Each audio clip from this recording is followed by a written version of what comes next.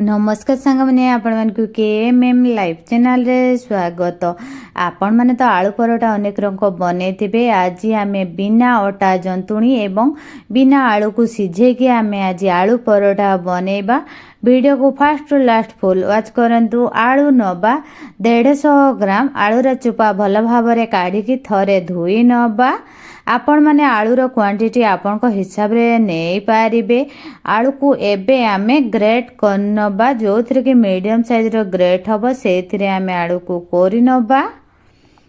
अधिक समय लागबनी केवल 5 मिनिट रे ढेर सारा आलू परोठा बने जीवो एवं पिला मानक टिफिन रे देले मध्य पिला माने बहुत सुंदर भाव रे खाइबे। हेल्दी मध्य हबो देह पई एवं टेस्टी मध्य लागिबो। आलू पूरा हमरे सरी गला। आलू को एबे हाथ रे चकुटी की आमे 3 रु 4 थर धोई नबा। जेते समय ना कि आलू रु हमरे सफा पानी बाहरिबो सेते समय जे एई टाइप रो आमे धोई की पानी को बाहर कर दबा।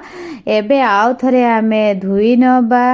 पाखापाखि मु 3 थर धोईची तापर जाइकी हमर आलू रो एई टाइप रो पानी आसिला। एबे आमे आलू को साइड रे रखी दबा।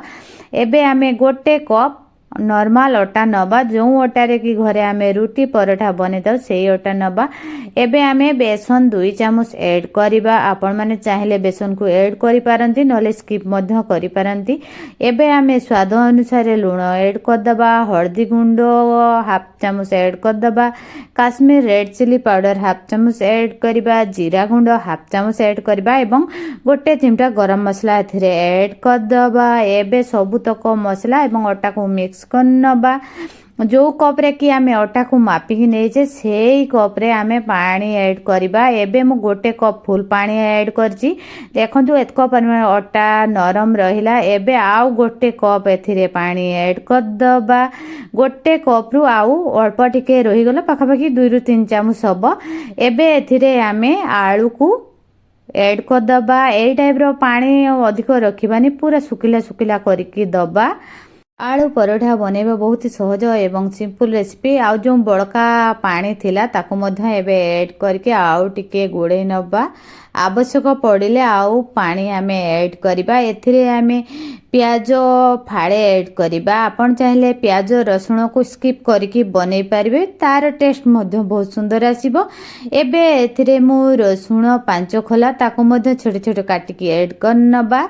ग्रीन चिली मु 2 रु 3 टी ऐड करछि। आपण माने जे हिसाब रे रागो खांती से हिसाब रे ऐड करिवे एवं पिला मानक पई बनौतले ग्रीन चिली को स्किप करके बनेबे।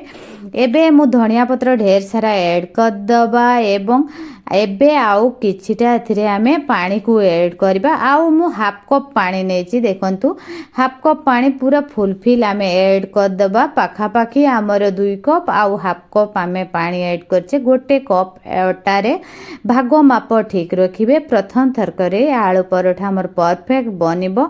आणटा देखंतु एई टाइप रो रखिबे। याठु आउ पतला करिबानी कि याठु आउ बहलिया रखिबानी। जेते परिमाण बहलिया हबो सेते हमर परोठा मोटा हबो। हमर आण जेते पतला हबो सेते पतला पतला परोठा बनिबो। खाइबा पई भी बहुत टेस्टी लागिबो।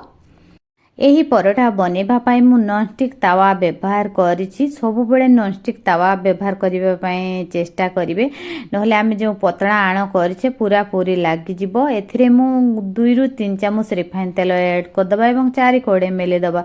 तावा को एई टाइप रो आमे गरम करनबा। मीडियम फ्लेम रे गरम करनबा एवं चटु साहाय्य रे आण को दबा। 4 कोड़े मेले की दबा। जो टाइप रो कि आलू परोठाटा हमर पतला पतला बनिबो जहा कि पार्टी रे मध्य खाइबा पाए टेस्टी लागिबो। एई टाइप रो पतला पतला 4 कोड़े मेले दबा। गैस को पूरा पूरी लो फ्लेम रे ए परोठा बनेबेनी। लो फ्लेम रे बनेबा द्वारा तळ छाड़ीबनी। गैस को मीडियम फ्लेम रे रखिकी तावा को गरम करके ए टाइप रो बनेबे। देखंतु तळ साइड जेते बेले कि ए रेड कलर आसी जिवो से सेते बेले आमे या को पलटे दबा। देखंतु पाखा पाखी कुक हवा पई 1 मिनिट समय लागिला। एबे आउ गोटे साइड कुक हवा पई आउ 1 मिनिट समय लागिबो। देखंतु हमर परोठा पूरा पूरी रेडी हे गला। सेम प्रोसेस रे सबुतक परोटा गुडी को बने नबा। ଆଳୁ ପରଟା ସହିତ ଆପଣମାନେ ଚଟଣି ସହିତ ମଧ୍ୟ ଖାଇପାରିବେ, ନହେଲେ ଏମିତିରେ ମଧ୍ୟ ନଚେତ୍ ଟମାଟୋ କେଚପ୍ ନେଇକି ମଧ୍ୟ ଖାଇପାରିବେ। ବହୁତ ହି ଟେଷ୍ଟି ଲାଗିବ, ଏମିତିରେ ଖାଇବା ପାଇଁ ବି ଟେଷ୍ଟି ଲାଗିବ। ସେମ୍ ପ୍ରୋସେସ୍ରେ ସବୁତକ ପରଟା ଗୁଡ଼ିକୁ ମୁଁ ତିଆରି କରିନେବି। ନା ଅଟା ଜନ୍ତିବାର ଟେନସନ୍, ନା ଆଳୁ ସିଝେଇବାର ଟେନସନ୍। ଝଟାପଟ ଆଳୁକୁ ଅଟା ସହିତ ମିକ୍ସ କରନ୍ତୁ ଏବଂ 5 ମିନିଟ୍ରେ ଆପଣମାନେ ଢେର ସାରା ଆଳୁ ପରଠା ବନେଇଦେବେ। ହାତରେ ଦେଖନ୍ତୁ ସାଇଡ଼୍ଟା ପୁରା କ୍ରିସ୍ପି ବନିଛି, ଭିତରଟା ପୁରା ନରମ ନରମ ବନିଛି।